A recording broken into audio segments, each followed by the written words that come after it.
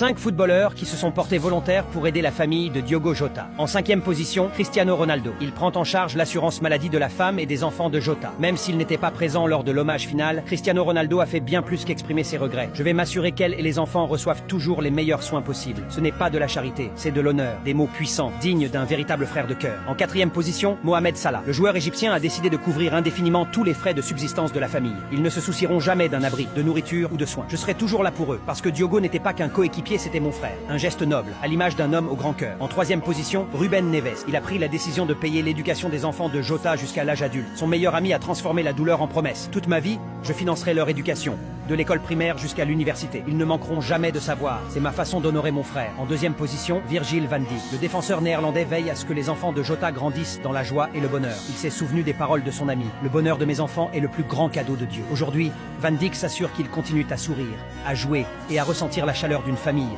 malgré l'absence de leur père. Et enfin, en première position, Lamine Yamal. À seulement 17 ans, le jeune prodige espagnol a montré une maturité exceptionnelle. Il a pris la responsabilité de tous les voyages de la famille Jota pour qu'il ne se sente jamais seul. J'ai perdu un frère, alors je ferai tout pour que sa famille se sente accompagnée, partout où elle ira. Alors, selon vous, qui a montré le plus grand acte fraternel? Donnez votre avis dans les commentaires.